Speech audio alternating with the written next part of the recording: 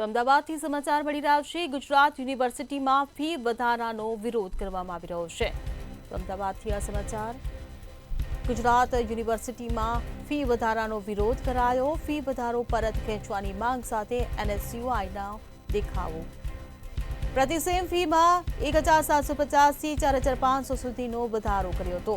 ત્યારે BA, BCom, BCA, BBA અને PhD અભ્યાસક્રમોમાં ફી વધારો કરવામાં આવ્યો છે। ત્યારે આગામી શૈક્ષણિક સત્રથી લાગુ પડવાનો છે આ નવો ફી વધારો। ત્યારે PhDના અભ્યાસક્રમમાં પ્રતિ વર્ષ 9000 રૂપિયાનો વધારો કરવામાં આવ્યો છે।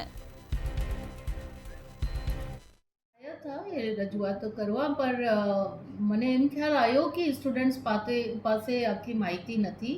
ફી વધારો માત્ર BS પ્રોગ્રામના થયા છે। જે 4 વર્ષના BBA, BCA કે BA પ્રોગ્રામ્સ જે તે કોલેજો લીધા છે માત્ર એનામાં જ ફી વધારો થયો છે। કોઈ ગ્રાન્ટેનેડમાં ફી વધારો થયો નથી, કોઈ PGમાં, HPPમાં કોઈ જગ્યા ફી વધારો થયો નથી। એટલે મૂળ કદાચ એ લોકો પાસે માહિતીનો અભાવ છે। મેં અત્યારે ચોખવટે કરી કે જે 4 વર્ષનો પ્રોગ્રામ છે એમાં જ ફી વધારો લાગુ પડશે।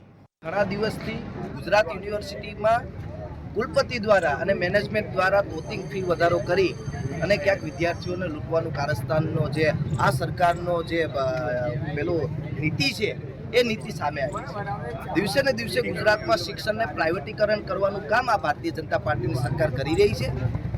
માત્ર જે ગણી શકાય આંગળીના વેઢે એવી સરકારી યુનિવર્સિટીઓ છે કે જેમાં ગરીબ અને મધ્યમ વર્ગના મા બાપના વિદ્યાર્થીઓ નજીવી ફીમાં ગ્રેજ્યુએટ થઈ શકે, માસ્ટર થઈ શકે એ પણ હવે આ સરકારને જોયું નથી જતું। અને આ સરકાર અને સરકારની યુનિવર્સિટીઓ દ્વારા આ ફી વધારો કરી અને ક્યાંક ગરીબ અને મધ્યમ વર્ગના વિદ્યાર્થીઓને ભણવાથી વંચિત રાખવાનું કામ કરી રહ્યું છે। ગુજરાત યુનિવર્સિટીમાં તાજેતરમાં જે ફી વધારો કરવામાં આવ્યો છે સેમ વાઇઝ કે PhDમાં 4500 જેટલો સેમ વાઇઝ વધારો કરવામાં આવ્યો છે, BCAમાં 2200, BBAમાં 2000, એટલે કે વાર્ષિક ફી વધારો જોવા જાય તો 7 થી 8000 અને 5000નો બેચલરમાં ફી વધારો કરી અને ક્યાંક ને ક્યાંક ગુજરાત યુનિવર્સિટી ગરીબ અને મધ્યમ વર્ગના વિદ્યાર્થીઓને લૂંટવાનું કામ કરવા જઈ રહી છે।